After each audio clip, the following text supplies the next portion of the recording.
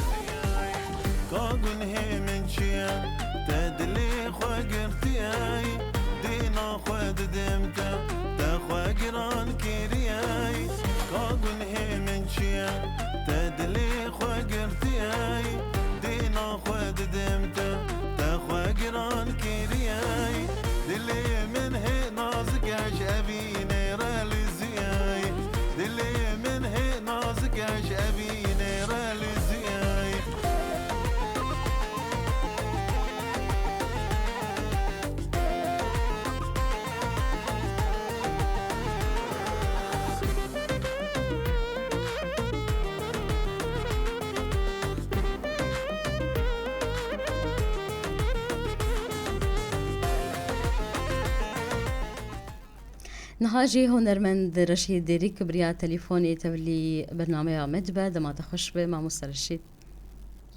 دنباش ما مستقدر دنباش جالك سباسش بوتا وبيروز ببرهماتي نو دلي نازك زور سپاسیاوت که جبورا دیا وجی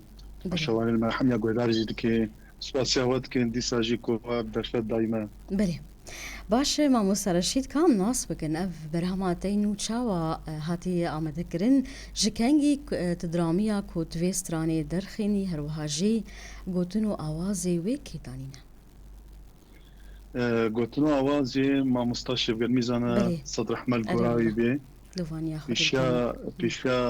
امر بده حاضره گوتنو آواز پیشیاوی بده محاسه مهادابی من گوتنو آوازی ما مستاشف گرمیزا ما گو بلا محاکاوی چه بی من نزلاند گوتنو آوازی شف گرمیزانه و موزیکاوی جی استوديو عزيز لورينا باش شخوا افنا برهمايه كمه يا نمر شفقر ميرزا هم قوتنهم آواز باش ما مستا رشيد بفي برهمي الشيفي ستران انت دبن چند وكي ستران وكي كليب من حبدا ستراني من اخوانا بلي حفظ سترانن ونح كليبن تفي برهمي دبن نه كليب نه كليبن باشه ياكو بالا منك شان دراستي دماكو من الستراني تا گهدار كريو من شوبان دي يجي بهتري برهمي انتا جگوتن و آوازي نمرش هفگر ميرزانه مخابن کوچا داویا نمر شفگر میرزا چقاسی والاهی لسر آستا یانجی واره هنری چکر لبا هنرمندین ما نخاصم هنرمندین باجاری دیرکه ما مستدر شفگر میرزا نای وصواندن بله وكاستيرا كيبي بهنرات جديدة خاص يعني آلي منطقة مال هريما بوطا كان بجن جزيرة بوطا زاخو ديركي ما مستا شيفقر جمال نسبي نفشين يورا قلق يعني قلق بيشتامات قرت يعني هل دا ميشيل ما تكرن جبوما قلق بناي وصفاندن هم تني هم تخوازن صدر احمل قراوي بي وما مستشف قال يعني راستيجي جمالة قلق بي مخابن صد مخابن يعني ايوه كوي تشينابن بله باشه انها شخوا الگوری از زانم زیدی ده برهم یان نه یان ده جه گوتن و آوازی نمشه بگرمیر زایی بالا منک شاند مثلا کو نتنی گوتن نتنی آواز گوتن و آواز هر وهاجی دبر همین تی دنجی ما مسترشید من وی تبنی کرکو گلک جاران همان یه کو هلبستی دن وسینج بوستراناته او همان کسی کو آوازی جرچید که جاك دي بعيدين خير اخوان من بله باش بالا منک شاند کو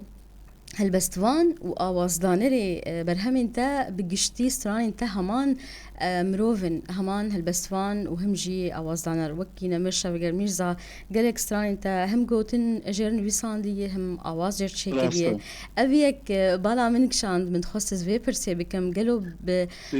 بما بس تفيشي وي بكارتيني دستراني نخوا چقاسي اف اسلوب الجوري نريناتا خزمتا استراني ديكه كم ما مستشفى بيرميزا بله بيتر يعني نيزيكي منه يعني او بهراب بيتر يعني ما مستشفى بقال نيزيكي منه ستايلي منه از بقوتني يعني بيتر از بيرم ولا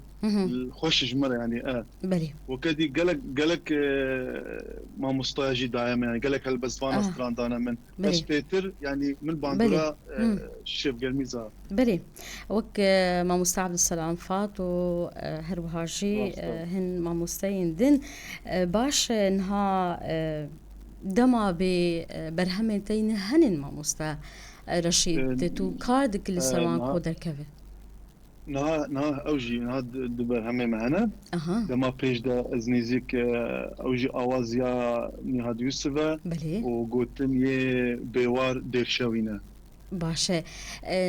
اف برهم ناوی وان هین نهاتی دست نشان کرن یعنی ببین تا یکسر کوچبریه سر غریبیه و کوچبریه و چواملت ما کوچبر بینه و باولات اوروبا بلا بینه و یا دیجی سر اوینیه پر باشه نها دی چکرنا استرانان دی تی زحمتی دی بینی ما مستا رشید ما مستا دلال زحمتی گلک هيا آلي مادية داد آلي يعني اختد ام سترانكي تشتكلم حاضريا ويتكن قالكي ام ترى يعني تعذبن وبيرم هم آلي ماديا هم آلي وقت يعني زيادة دبي ام دقارن مثلا هالبزفانا ام خوات بيرا اوديت كن تيشينن زيادة بيرا يعني ام بيد وسطن يعني بلي باش دداوية بخواستش كي بيج خالك ما نفرسي كرم بك ام سباسيا واتكن يالك سباس جو راديو هوا شكسل ما قهدار دكي ام هي دكن هردمي سركات جيبان ونهردمي ولا اريكاريا هنرمندا بكن بلي وسباسيا واتكن جالك سباس جبوتا هنرمندي كرد رشيد ديريكت مرة بوبريا تليفوني ما بحثا برهما تينو كردلي نازك جارد بيروز وهردم هون سركفتي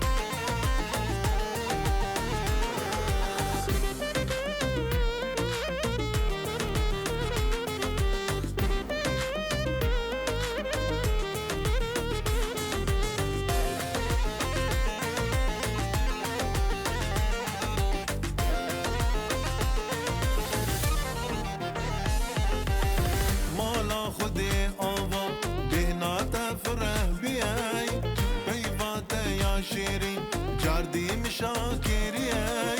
مولا خودی آب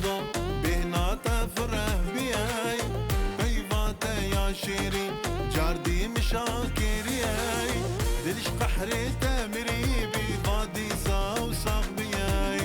دلش قحري تامري بغادي صاوصق بياي غادي صاوصق بياي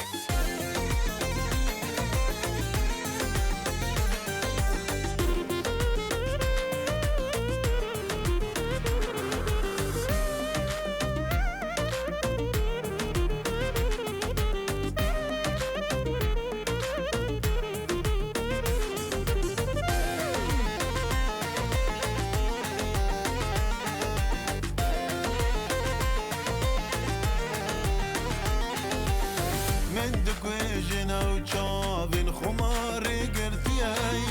او ديمي قل قلي وكي طابه هيفياي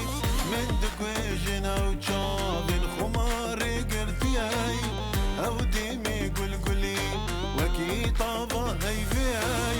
دلي من مراد نابك وتنبي كفانياي دلي من مراد نابك وتنبي كفانياي